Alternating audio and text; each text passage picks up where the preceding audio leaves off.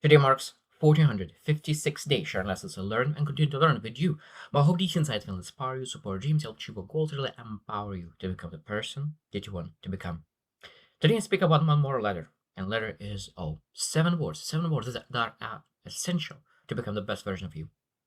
So let's get started. Number one, and probably one of the most beautiful words as well, ownership. Ownership. Because when you don't take responsibility for your life, you're not able to improve it. I really love analogy with renting a place, renting a house, renting apartment, and owning apartment, owning a house. And I think that the mentalities when you have rent and own is totally different. When you rent, you expect that someone else will take care of your apartment. You message the landowner or something is broken, they need to take care, they need to maintain it. But when you own apartment, you take care of everything. You're thinking how to improve that place just to really live a beautiful life. And that's exactly is with our own life. We need to take ownership of life. We don't rent this body, we own this body, and we need to take care of this body, not hoping that someone else will take care of it. We own our mind, not rent our mind. And I think that we need to really take care of as ownership because we need to take care of our wisdom, we need to take care of our healing, we need to take care of all the things regarding our life.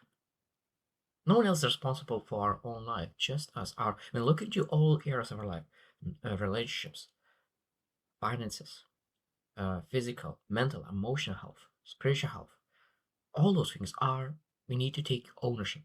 When you take ownership, at that moment, we're able to improve. That's why it's so important to becoming the best version of you. Number two, and it's extremely important as well, optimism. Optimism. And I think that's the beautiful part of optimism is that optimism, true optimism, is acknowledging the difficulties, adversities, challenges, but knowing that if you take action, there's something could get out. And optimists are the people who are able to say like, what could I do now? What could they do now? They again they take ownership of situation and they look at like it's not my fault, but it's my responsibility. So I take ownership of the situation. And again, they realize that sometimes they is not in their control. Maybe they're able to influence and they able to ask, what could they influence in this situation? What could they influence? And that's again, this true optimism is when you're able to see possibilities of your action, possibilities of things to really get better. Because I think that one of the things is that a lot of times delusional people think that they are optimisms. And what I call delusional, I don't call it bad, but I just say that if you do not take any action, you do not ask question what I could do now and really expect things to change when you do not change. That's a little bit delusional, hoping that's again hoping that someone else will change your life. But when you take action, when you think about what could I do now, when you're doing necessary effort and action, at that moment optimism is necessary because you know that you're doing the right things and you're moving forward. And that optimism gives you better attitude, and better attitude gives you better actions, and better actions gives you better results. So optimism is a great foundation to take action. Number three is openness and being open. And only when you're open you can evolve. So that means that when you think about the wisdom, and I think about like really opening your mind, sometimes we have closed the doors to wisdom, to knowledge, to relationships. So we need to open those doors. No one is able to go through the door if it's not open. So first thing what we need to do is open our heart, open our mind. If you're not able to open your mind, don't open your mind, will wisdom will not come in. If you're not able to open your heart, relations will not come in. So that means we need to really be able to be open. And when we open, then we're able to evolve, transform. And sometimes I said like maybe too closed. Maybe a fixed mindset. Maybe a closed mindset. That's why when we say like how could I open myself? Because before I really go in to learn and develop, maybe I need to learn on more being more open. Because I think that's so many people say that they're open, but they're not. They said I'm willing to listen to you, but like they listen just to disagree with you rather than to really learn and develop to improve. And that be able to ask like how open I am. Do I really listen without judgment? Do I listen to understand? Do I listen to understand or do I listen to really respond? Because that's a huge difference. And I think that when we say that we open but you're not, we hurting ourselves even more. So the first thing, what you do, you really develop that openness because that is developed thing, developed skill. And that moment when we open, then we're able to really attract more wisdom, attract more relationships because people love open people. Number four is observation. And this again is all about awareness. If you're not able to observe your patterns, your habits, your friendships, it's very, very hard to improve. But since what is not measured doesn't get improved. But how you measure, you observe things, you measure things. And I think that that's again one of the most important things to become the best version of you, being able to observe every single aspect of your life that you can really improve. Because if you do not have awareness, it's very, very hard to improve. And this is like, this is when you think about the best version of you, you need to really think about what kind of person you want to become. Then you need to look into what kind of person you are right now, and then there's a gap.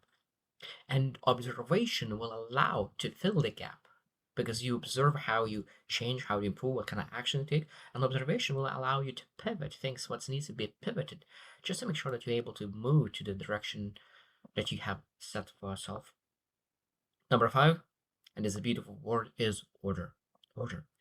And I think that this order creates inner calm, inner peace, groundedness. So that means that we're able to look into our life and say, like, what parts of my life is in order? Maybe I said that I take care of my body, I eat healthy food, I exercise. This is an order. Maybe it's my relations. I nurture relations. I spend time with my family. I give my resources and my time, my energy, my finances to really develop that. What areas of your life is in order? Because I think that when you are in order, it's very, very easy to build momentum, and momentum is bringing much more results in a shortest period of time. So order is extremely important, and I think that we're supposed to seek order. Sometimes people are afraid of order because it says it's build rigidity, but that's not true.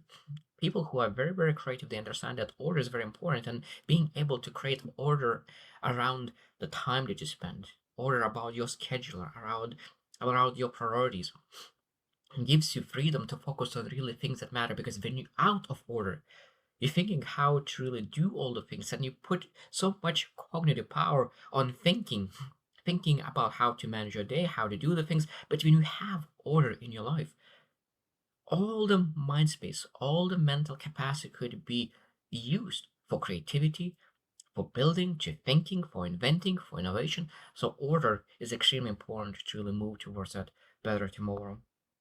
Number six is obedience. And again, obedience is a discipline, is devotion to your potential. And I think that the obedience is a very beautiful word, and it's people who has faith and who doesn't have faith.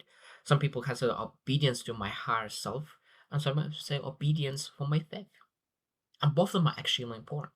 Both of them are extremely important because when you're really able to really say that those are my rules, those are my standards, those are the things that I live by. Those sometimes are standards. Are I'm obedient to those standards? I'm obedient to those rules, to those laws that I have set for myself, that are set for me, that are extremely important to become the best version, or I'm not obedient. That do I disobey those rules? Because I think that there is rules for success. There's rules to become the best version of you. And if you disobey, of course, at that moment, it's very, very hard to achieve those. And last one, number seven, I think is not the least word, is original. Original. I think that is that's again sometimes knowing that authenticity is your greatest advantage, and being able to be original, stand out. I think extremely important. I think that at the moment we live in a society sometimes when we do not want to stand out. We want to belong. We want to be almost similar. But I always say that I really love saying that everyone is unique and special. Everyone is the same, unique and special. And that's exactly understanding that we are unique and special. And what are those original parts of us? What are that original parts, that unique parts of us that we really could stand out? And I think that we need to develop that rather than avoid that. I think that we need to develop that as much as we can. Because only in original parts of us are we gifted. We're able to become experts and experts. And I learned from John C. Maxwell says that if you are focusing develop your strength, you can become from 1 to 10, 9 or 10. But if you're developing your weakness, you can become from 1 to 5. People pay enormous amount of money for 9s and 10s. And if you develop weakness from 1 to 5, you just will become an average and will be in that mass. So when you focus, what is original about you? At that moment, you're able to say, like, this is what I want to develop. This is what I want to stand out. And I think that's a beautiful thing when we're able to really focus on that, not being afraid. Because when you stand out, you will be rejected, embarrassed. There's a lot of things come into play at that moment, but we need to really take ownership of that and really be okay with that. So, in summary, ownership turns you into the creator of your life. Optimism fuels resilience and solutions. Openness enables learning and growth. Observation creates conscious choice and change. Order brings peace, clarity, and focus. Obedience aligns you with your purpose. And original unlocks your unique power and impact. So I hope you reflect on letter O and what words could be beneficial for you right now.